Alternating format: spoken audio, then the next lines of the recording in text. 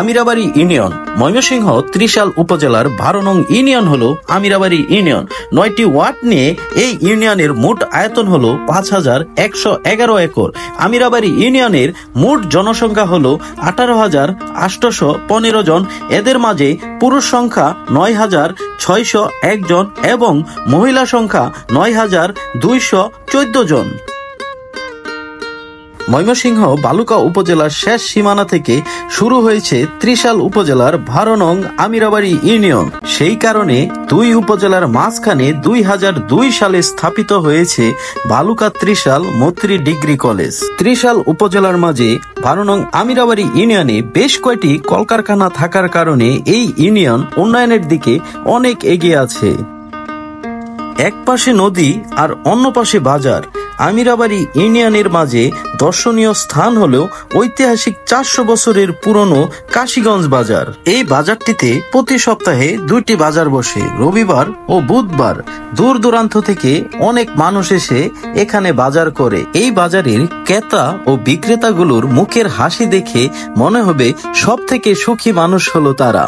গ্রামের মানুষগুলো সত্যি অসাধারণ, মনের সুখে ব্যবসা করতেছে আর মনের সুখে হাসতেছে। অনেকে বাংলাদেশে সুখী মানুষ খুঁজতেছেন, তো আপনি আজকে কমেন্টে জানাবেন আমাদের দেশে সুখী মানুষগুলো কারা। 12 নং আমিরাবাড়ি ইউনিয়নের সাইনবোর্ড বাসস্ট্যান্ড থেকে 1 কিলোমিটারের দূরত্ব এই 400 বছরের পুরনো কাশীগঞ্জ বাজার। আমিরাবাড়ি ইউনিয়নে মোট শিক্ষার হার হলো 40.82%।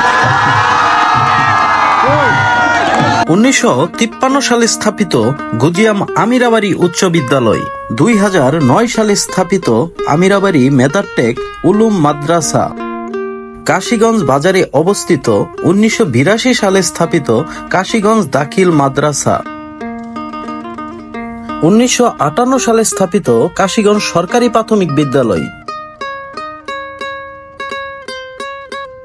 বাংলা 1356 সালে স্থাপিত জামিয়া আশরাফিয়া কাশীগঞ্জ মাদ্রাসা।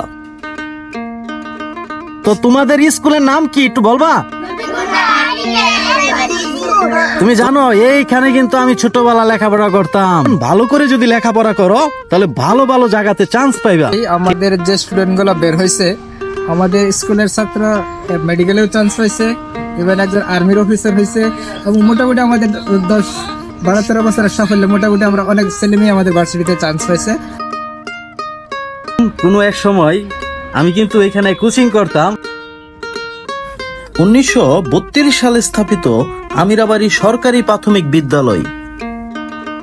1970 সালে স্থাপিত কাশীগঞ্জ বালিকা উচ্চ বিদ্যালয়। 12 নং আমিরাবাড়ি ইউনিয়নের ভূমি অফিস।